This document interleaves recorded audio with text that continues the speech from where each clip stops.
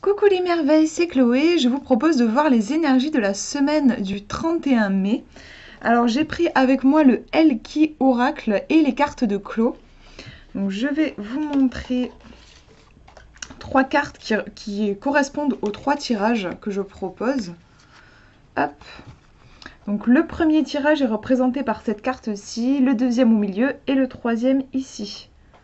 Je vous laisse faire votre choix et on va voir ce que nous disent les cartes. Alors, premier tirage. Première carte, donc issue du Elki. On a une femme qui... je trouve que cette carte, elle a une allure très romantique, en fait. Elle fait un petit peu penser à un tableau, d'ailleurs. On a une jeune femme nue, il y a juste un drapé sur ses jambes. Elle a une couronne de laurier, alors, je sais jamais trop sur quoi elle est assise. Est-ce que c'est un rocher, une souche d'arbre, peut-être? Elle a une lyre, donc à côté d'elle, ça fait vraiment penser à... Il y a un côté, oui, très romantique, très porté sur les sentiments, les émotions. Et elle est en train de regarder vers le ciel, la lune, les oiseaux. On a beaucoup de nuages. C'est une carte qui est très axée, comment dire, les rêves, en fait, vers les rêves, c'est pas du tout une carte incarnée et terrestre, hein, mais plus dans le monde des sensations, en fait, en gros. On nous parle, c'est celle qui aspire. En fait, j'imagine elle a des rêves. Et j'imagine que les rêves font partie de sa vie, peut-être à 90%. Elle fait pas partie des gens qui sont très terre à terre en disant de toute façon, faut pas rêver, faut rester dans la réalité. Elle, au contraire, elle vit énormément dans cette énergie-là des rêves. Et je pense qu'elle croit profondément dans leur réalisation. Il y a cet aspect-là. Donc, on va regarder la deuxième carte, mais c'est visiblement, je pense, un tirage sympa pour se connecter à l'énergie de ses rêves, de ses espoirs, de ses envies. Il y a beaucoup de douceur. On n'est pas sur une guerrière qui est prête à mener un combat. Je trouve qu'on a une énergie douce. On va regarder la deuxième carte. Alors, on a la carte du noir, du dark, En fait, je trouve que là, vu la carte qu'on a eue juste avant, on pourrait l'apparenter à la nuit. De toute façon, quand il fait nuit, c'est tout noir. Donc je pense que cette reine règne sûrement sur le royaume de la nuit. Et puis ici, on a la lune, on a une énergie lunaire très yin. Et le noir, la nuit, c'est aussi justement cette énergie yin. On est sur en fait un tirage avec une énergie très interne. Non, en fait, c'est comme ça. Non, oui, c'est ça, c'est comme ça que je peux le mettre. Euh, oui, très intérieur. On a cette semaine une énergie très intérieure. Vous savez, quand on a un projet en tête, il y a plusieurs étapes. La première étape, c'est de commencer à rêver. Une fois qu'on a touché ce rêve du doigt, on va pouvoir commencer à incarner ses idées dans la matière. On va passer à l'action, on va créer, on va s'organiser et puis on va le montrer au monde. Ça, c'est les différentes étapes. Bah, là, on serait plutôt dans l'étape toucher le rêve. C'est pas une semaine pour comment dire, être beaucoup dans la démonstration, se montrer, parler, se dévoiler. On a une énergie propre à la nuit. On est, oui, au niveau de l'univers, c'est comme si on se baladait. Moi, je ressens comme un jardin la nuit ou une forêt un peu magique où on va se promener la nuit. Il y a un silence, un recueillement, et dans ce silence, on va pouvoir se retrouver, se recentrer, peut-être contacter des choses qui sont vraiment importantes pour nous. La reine ici, elle a... Enfin, pour moi, c'est une reine. Elle a les yeux fermés. Et celle-ci, on ne voit même pas son visage. Je trouve que c'est intéressant. Il y a un moment cette idée de fermer ses yeux pour se concentrer sur ce qu'il y a à l'intérieur de soi. Il y a un peu l'idée, l'essentiel est invisible pour les yeux, on ne voit bien qu'avec le cœur. Et là, avec ce tirage, on vous demande de recontacter cet espace intime. Il y a aussi un côté intimité, je trouve, dans ce tirage. Voilà pour ce premier tirage, je vous montre le deuxième. Alors, on a Volaris. Celle qui s'envole. Alors, c'est vrai qu'elle a une coiffe un peu en oiseau, elle a des plumes. Euh,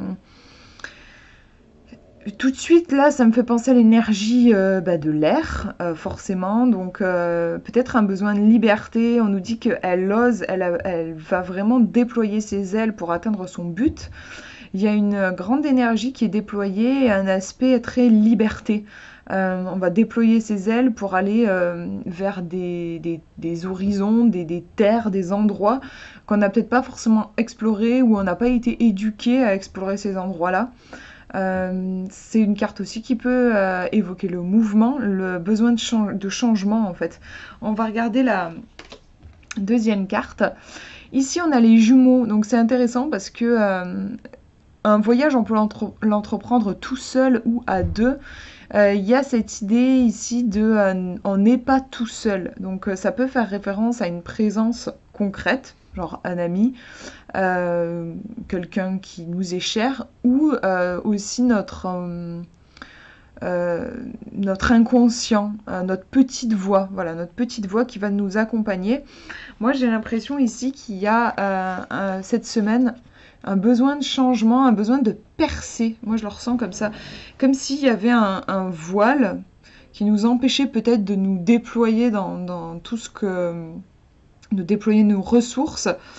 Et cette carte-là de l'envol va venir percer ce voile et pour qu'on puisse vraiment se déployer. Et pour que la poussée d'énergie soit suffisamment puissante, il ne faut pas qu'on soit seul. On va avoir besoin d'être guidé par notre petite voix, par notre ange gardien, par ce que vous voulez selon vos croyances. Mais en tout cas, il y a cette idée-là, je trouve, on va être poussé. En plus, on a un jumeau qui est en dessous de l'autre, comme s'il y en avait un qui allait pousser l'autre pour, on peut reprendre aussi la métaphore de l'accouchement, pour qu'il y ait quelque chose qui puisse éclore et, oui, venir au monde.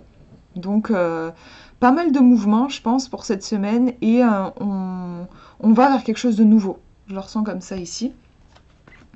Et je vous montre le dernier tirage, première carte. Alors, on a Blue qui est, on nous parle de fragilité, de la peur du rejet, amour secret. Elle est super bien illustrée, je trouve, cette carte. On ressent vraiment, oui, qu'elle a un côté assez vulnérable, un peu ça avec ses mains sur son cœur. Et ses fleurs d'ailleurs, oui, on ressent qu'elle a peut-être un secret, un amour secret. Elle en prend soin et peut-être qu'elle a peur d'être blessée. Donc peut-être qu'elle préférerait garder cet amour secret plutôt que de le révéler par peur justement du rejet. Donc on est sur une carte qui évoque beaucoup de vulnérabilité, beaucoup de sensibilité et de vulnérabilité. Il y a quelque chose qui se passe pas mal au niveau du cœur, des sentiments. On va regarder la deuxième carte. On a la carte de l'espoir, c'est vachement beau je trouve parce que elle porte, je vous disais qu'il se passait quelque chose au niveau du cœur. Regardez ses mains qui sont posées justement, bon là presque au niveau de son ventre, mais qui tient un cœur. Et on retrouve ici les mains sur le cœur avec la fleur. Donc il y a vraiment, c'est un beau tirage, je trouve énormément de sensibilité, quelque chose qui se passe au niveau des sentiments. Le personnage au niveau de l'espoir a les yeux fermés, donc on retrouve aussi un côté assez interne. Moi je trouve que c'est un beau tirage parce que les sentiments, les émotions, la sensibilité, la fragilité, la vulnérabilité, ce sont de belles choses je trouve. Mais en conseil, c'est vrai que peut-être il faudra un petit peu vous cajoler, prendre bien soin de vous, faire attention si vous ne vous sentez pas en sécurité. De pas non plus vous forcer. Il y a un truc un peu précieux, hein, comme ici représenté par les fleurs ou ici par le cœur, un truc précieux qu'il va falloir, il va falloir bien en prendre soin.